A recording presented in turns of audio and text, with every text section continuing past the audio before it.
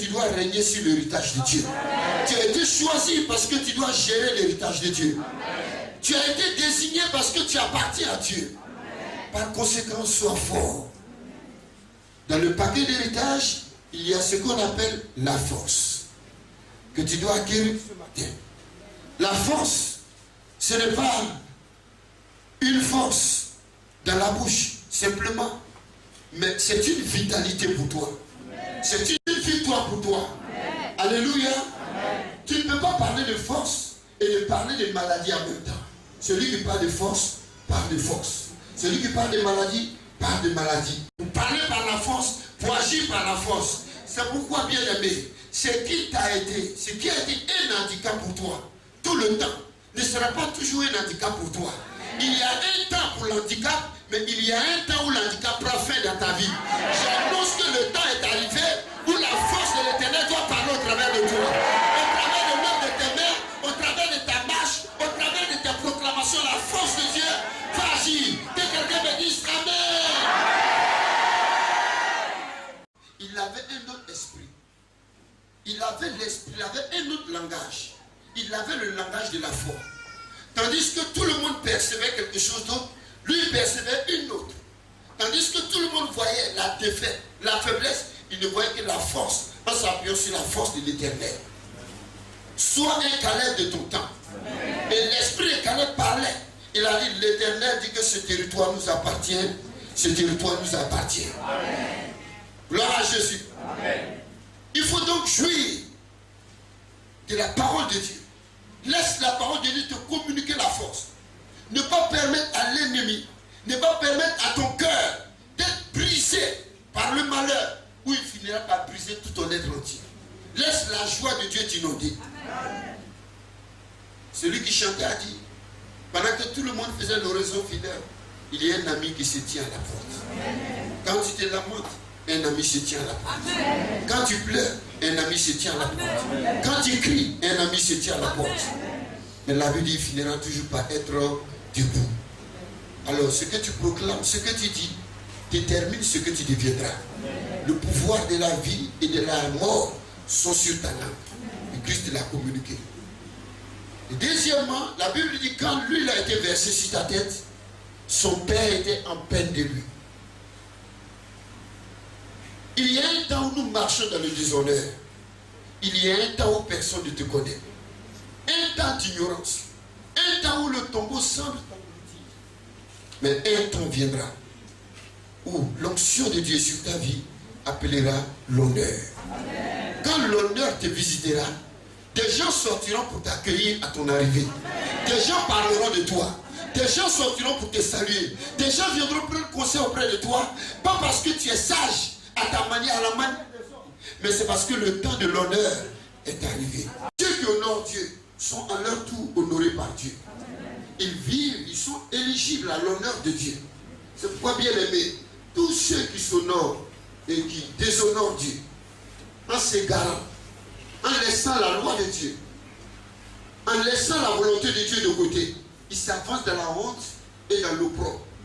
Mais ceux qui honorent Dieu finiront toujours par être honorés par Dieu. Amen. Ceux qui ont la foi pour honorer Dieu seront toujours honorés. Alléluia. Amen. Et pour terminer, il y a la louange. La louange, c'est ce qui était avec le peuple de Dieu sur la route de Canaan. La Bible dit, l'une des caractéristiques qui les accompagnait tout le temps de leur chemin, c'était la louange. La louange de l'Éternel. C'était le secret de leur exploit. Aucun peuple ne tenait devant eux. Partout où ils allaient, les gens avaient peur de les affronter. Pourquoi? Parce que la louange de l'Éternel était avec eux. La nature même se prosternait devant eux. Je suis en train de te dire qu'il y a des choses qui t'ont dominé. Mais si Christ est ressuscité avec toi, c'est le temps de ton règne, c'est le temps de ta domination. Ne laisse aucune circonstance te dominer. Le diable fait peur. Le diable effraie. Mais celui qui finit toujours par triompher, c'est Christ. S'il est en toi, tu triomphes avec lui. Alléluia. Alléluia. À leur apparition, la Bible dit, tous se prosternaient sur leur chemin. Parce que la louange de l'Éternel était dans leur bouche. Quand Quand la louange de l'Éternel t'accompagne, les combats sont achevés. Amen. Tu n'as pas à combattre. Dieu combattra à ta place. Gloire à Jésus. Amen. Hier, j'étais en train de vous dire que Balak a payé Balaam maudit Israël. Mais tout ce qui sortait de la bouche de Balaam, c'était des bénédictions pour Israël. Amen. La Bible dit que si Dieu bénit quelqu'un, qui a la capacité et la puissance de maudire? Si Christ est en toi, la bénédiction de Dieu est avec toi. Louange, c'est une grande arme, une puissante arme qui garantit le changement. C'est la louange de l'Éternel qui apportera un changement à ta vie. Amen. Et le changement viendra. C'est un moyen par lequel il y a des interventions divines dans ta vie. Quand tu loues Dieu, dans les moments difficiles, dans les moments critiques, Dieu intervient. Amen. Gloire à Jésus. Amen. Et tous ceux qui ne sont pas d'accord avec toi tombent dans la frustration. C'est pourquoi laissez la louange de l'Éternel s'éclater à vous comme un héritage. C'est par ce biais-là que Dieu prend le relais de vos batailles dans la vie. Il y a des grandes batailles dans la vie. Il y a des grandes batailles qui se dressent devant nous. Pourquoi c'est à moi que ça arrive? Pourquoi le malheur arrive à moi? La Bible dit le malheur atteint souvent le juste, mais Dieu la délivre toujours. Ecclésiaste 9, verset 10, verset 2, dit tout arrive également à tous. Même sort pour le pur et pour l'impur, pour le méchant et le bon, pour celui qui craint de jurer comme celui qui jure, et pour celui qui aime Dieu comme celui qui n'aime pas Dieu. Tout sort arrive. Mais celui-ci que l'onction de Dieu est, Dieu délivre toujours son coin.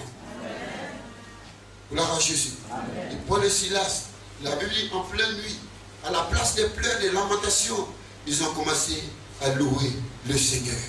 Ils ont commencé à proclamer en disant Jéhovah, c'est Jéhovah Jireh, Jéhovah Shalom, Jéhovah Shabbat. Est-ce que vous mettez là? Je veux qu'on chante Jéhovah. C'est notre thème qui est là. On a fini comme ça le culte. On va se lever pour louer Dieu. Et puis quelque chose va se passer dans notre vie. Ce qui se passe devant toi. Vois des montagnes qui se déplacent, qui sautent comme des gazelles au-devant de toi. Vois les fleuves qui se fendent en deux. Vois la mer qui se fend en deux. Vois des arbres qui se tardent de laisser le passage. Vois des sables mouvants qui s'adoucissent à ton arrivée. On va le chanter ensemble. Je veux que tu te lèves. Jéhovah.